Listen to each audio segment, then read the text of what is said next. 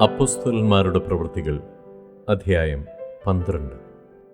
ആ കാലത്ത് ഹെരോദ രാജാവ് സഭയിൽ ചിലരെ പീഡിപ്പിക്കേണ്ടതിന് കൈനീട്ടി.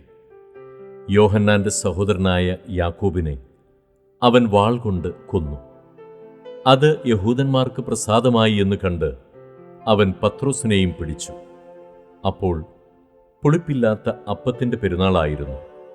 അവനെ പിടിച്ച ശേഷം പെസഹ കഴിഞ്ഞിട്ട് ജനത്തിന്റെ മുമ്പിൽ നിർത്തുവാൻ ഭാവിച്ച് തടവിലാക്കി. അവനെ കാപ്പാൻ 4 ചേവകരുള്ള 4 കൂട്ടത്തിന് ഏൽപ്പിച്ചു.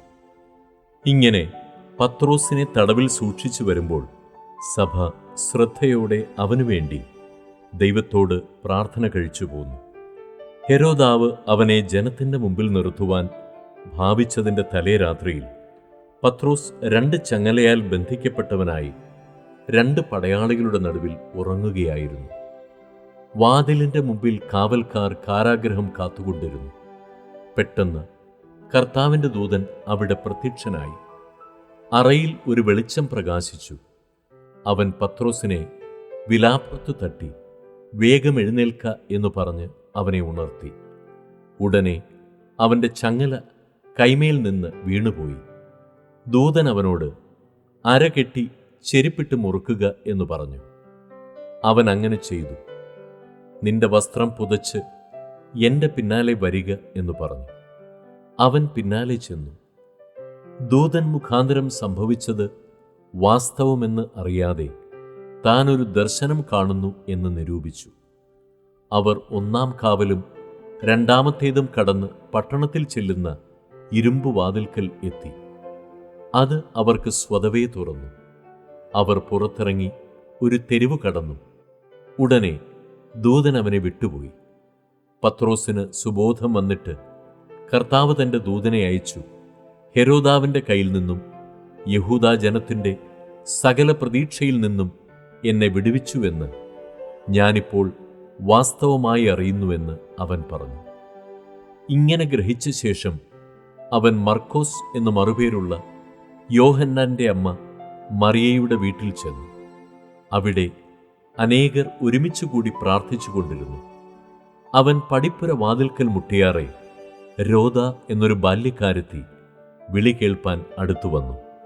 പത്രോസിന്റെ ശബ്ദം തിരിച്ചറിഞ്ഞ് സന്തോഷത്താൽ പടിവാതിൽ തുറക്കാതെ അകത്തേക്കോടി പത്രോസ് പടിപ്പുരയ്ക്കൽ നിൽക്കുന്നുവെന്ന് അറിയിച്ചു. അവർ അവളോട്, നിനക്ക് ഭ്രാന്തുണ്ട് എന്ന് പറഞ്ഞു. അവളോ, അല്ല, ഉള്ളത് തന്നെ എന്ന് ഉറപ്പിച്ചു പറയുമ്പോൾ അവന്റെ ദൂതനാകുന്നു എന്ന് അവർ പറഞ്ഞു. പത്രോസ് മുട്ടിക്കൊണ്ടിരുന്നു. അവർ തുറന്നപ്പോൾ അവനെ കണ്ട് വിസ്മയിച്ചു. അവർ മിണ്ടാതിരിപ്പാൻ അവൻ ആംഗ്യം കാട്ടി. കർത്താവ് തന്നെ തടവിൽ നിന്ന് പുറപ്പെടുവിച്ച വിവരം പറഞ്ഞു കേൾപ്പിച്ചു. ഇത് യാക്കോബിനോടും ശേഷം സഹോദരന്മാരോടും അറിയിപ്പിൻ എന്ന് പറഞ്ഞു. പിന്നെ അവൻ പുറപ്പെട്ട് വേറൊരു സ്ഥലത്തേക്ക് പോയി. നേരം വെളുത്തപ്പോൾ പത്രോസ് എവിടെ പോയി എന്ന് പടയാളികൾക്ക് അല്പമല്ലാത്ത പരിഭ്രമമുണ്ടായി. ഹെരോദാവ് അവനെ അന്വേഷിച്ചിട്ട് കാണായികയാൽ കാവൽക്കാരെ വിസ്തരിച്ച് അവരെ കൊല്ലുവാൻ കൽപ്പിച്ചു. പിന്നെ അവൻ യഹൂദ്യ വിട്ട് കൈസരിയയിലേക്ക് പോയി അവിടെ പാർത്തു.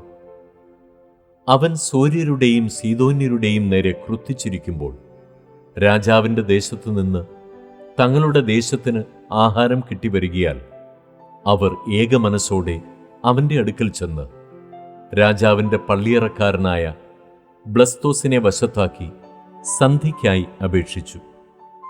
നിശ്ചയിച്ച ദിവസത്തിൽ ഹെരോദാവ് രാജവസ്ത്രം ധരിച്ച് ഭദ്രാസനത്തിലിരുന്ന് അവരോട് പ്രസംഗം കഴിച്ചു. ഇത് മനുഷ്യന്റെ ശബ്ദമല്ല, ഒരു ദേവന്റെ ശബ്ദമത്രേ എന്ന് ജനമാർത്തു. അവൻ ദൈവത്തിന് മഹത്വം കൊടുക്കായികയാൽ കർത്താവിന്റെ ദൂതൻ ഉടനെ അവനെ അടിച്ചു. അവൻ കൃമിക്ക് ഇരയായി പ്രാണനെ വിട്ടു. എന്നാൽ ദൈവവചനം മേൽക്കുമേൽ പരന്നുകൊണ്ടിരുന്നു. ബർന്നബാസും ശൗലും ശുശ്രൂഷ നിവർത്തിച്ച ശേഷം മർക്കോസ് എന്നു മറുപേരുള്ള യോഹന്നാനെയും കൂട്ടിക്കൊണ്ട് യെരൂശലേം വിട്ട് മടങ്ങിപ്പോന്നു.